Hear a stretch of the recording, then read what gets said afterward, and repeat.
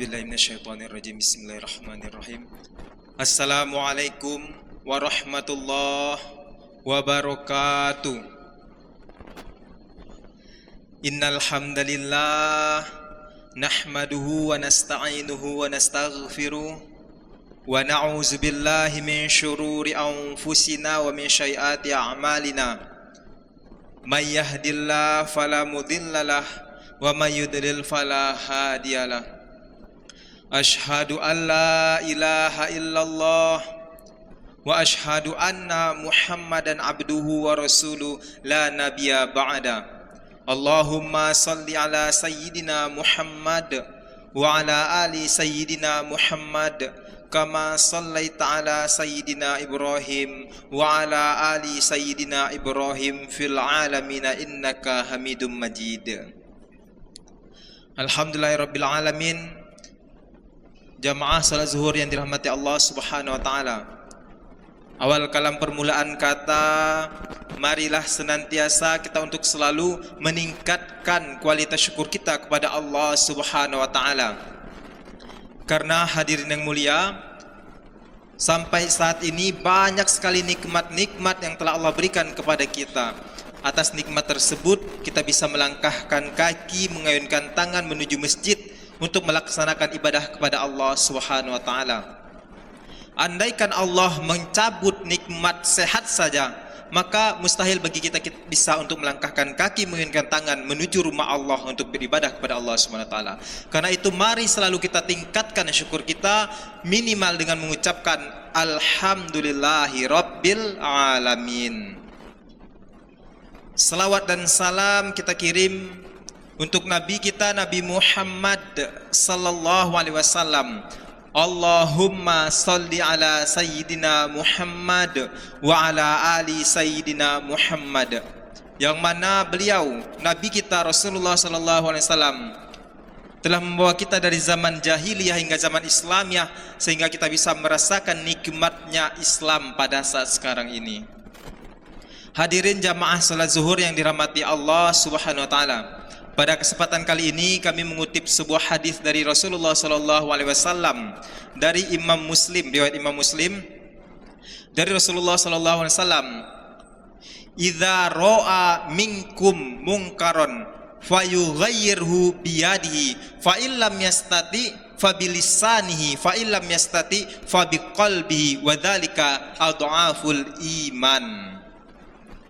Hadirin jamaah yang dirahmati Allah Subhanahu wa taala, Rasulullah sallallahu alaihi wasallam telah bersabda yang diriwayatkan oleh Imam Muslim, apabila kata Rasulullah, kalian iza ra'a minkum, apabila kalian melihat suatu kemungkaran, maka cegahlah kata Rasulullah. Hadirin jamaah salat zuhur, suatu kemungkaran ini bermakna adalah sesuatu yang bertentangan atau sesuatu kejahatan yang bertentangan dengan hati. Di dalam Al-Quran Allah Subhanahu wa taala berfirman, inna sholata tanha anil fahsya wal munkar. Kalau fahsya ini adalah suatu keburukan atau kejelekan yang mana itu mengunsur suatu syahwat. Tetapi kalau seandainya kemungkaran, itu bisa seperti meninggalkan sholat, korupsi, atau mencuri, atau pelanggaran-pelanggaran lainnya, keburukan-keburukan lainnya. Dan Rasulullah SAW telah menyampaikan kepada kita umatnya, idza ra'a minkum, kata Rasulullah, apabila kalian melihat suatu kemungkaran kata Rasulullah, maka cegahlah dengan tanganmu, kata Rasulullah, biyadihi. Maksud dengan tangan ini bukan berarti Rasulullah mengharuskan kita dengan kekerasan, dengan menggunakan tangan kita memukul ataupun lainnya, bukan dengan demikian hadirin yang mulia. Tetapi jikalau di antara kita ada memiliki suatu kekuasaan, misalkan suatu jabatan, yang mana dengan jabatan tersebut dia bisa mengubah suatu daerah, hadirin yang mulia. Di saat seseorang memegang atau mengemban suatu jabatan, suatu kekuasaan, insya Allah dia bisa mengubah suatu kemungkaran. Apabila dia menyaksikan di daerahnya tersebut suatu keburukan, suatu kejelekan, suatu kemungkaran, maka dia bisa mencegah dengan tangannya, dengan penanya, dengan tanda tangannya, hadirin mulia.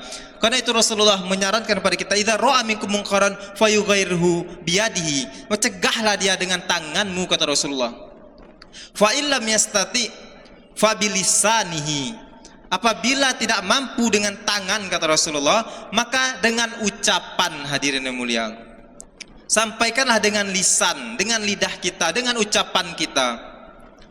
Di saat ini hadirin yang mulia, banyak sekali kita saksikan kemungkaran-kemungkaran di muka bumi ini. Mungkin diantaranya kalau kita melihat orang-orang meninggalkan sholat, itu salah satu termasuk dalam kategori kemungkaran. Tetapi banyak juga kemungkaran lainnya, seperti hadirin mulia, menggibah, menggunjing. Itu adalah suatu bentuk kemungkaran yang mana dengan melakukan hal tersebut, menjelek-jelekan orang lain, maka hadirin mulia, itu akan mengikis pahala-pahala kita yang telah kita usahakan selama ini. Kita melaksanakan ibadah selama ini yang sangat banyak, tetapi saat kita menggibah, menggunjing, melakukan suatu kemungkaran tersebut, maka pahala-pahala tersebut akan diberikan kepada saudara-saudari kita, hadirin mulia. Kita usahakan, cegahlah. Kalau kita melihat, misalkan mendengarkan, maka cegahlah, hadirin mulia, maka cegahlah dengan lisan kita. Dan yang ketiga, kata Rasulullah, fa illam yastati, kalau tidak mampu dengan lisan, fa biqalbihi, maka cegah dengan hati atau dengan doa. Doakan kebaikan untuk orang tersebut yang sedang melakukan kemungkaran. Sebagaimana Rasulullah sallallahu alaihi wasallam, hadirin mulia, saat di Taif, yang mana Rasulullah sallallahu alaihi wasallam ingin berdakwah di Taif, saat itu Rasulullah dilempar, diejek, diludah oleh masyarakat Taif. Tetapi Rasulullah sallallahu alaihi wasallam hanya mendoakan, selalu mendoakan masyarakat Taif, sehingga hadirin mulia, masyarakat Taif saat itu mendapatkan hidayah oleh Allah Subhanahu wa taala. Begitu juga kita, kalau kita tidak mampu dengan tangan kita, hadirin yang mulia, maka cegahlah dengan lisan kita. Kalau rasanya misalkan tidak mampu lisan kita mencegah suatu kemungkaran tersebut, maka cegahlah dengan hati kita. Kita doakan suatu kebaikan untuk orang tersebut, untuk orang lain, orang yang sedang melakukan kemungkaran tersebut. Insyaallah hadirin mulia, kalau kita bisa melaksanakan itu, maka kemungkaran tersebut akan hilang di muka bumi ini. Kita usahakan, hadirin yang mulia.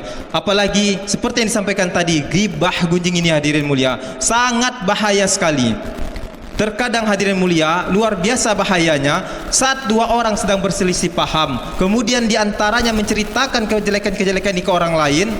Dan terkadang yang dua orang yang tadi awalnya berseteru, berselisih paham tadi sudah akur, maka orang lain tersebut, hadirin, yang diceritakan tadi, maka dia akan ikut-ikut membenci, ikut-ikut mengolok-olok, ikut-ikut mengejek, hadirin mulia, sehingga timbullah penyakit-penyakit hati, timbullah kebencian di antara kita sesama umat manusia, sesama umat beragama Islam, hadirin mulia. Kita usahakan di saat kita melihat, menyaksikan kemungkaran tersebut, maka usahakan kalau kita tidak mampu dengan tangan kita, cegahlah, hadirin mulia, dengan lisan kita. Kita nasihati dengan baik, kita menasihatinya dengan lembut.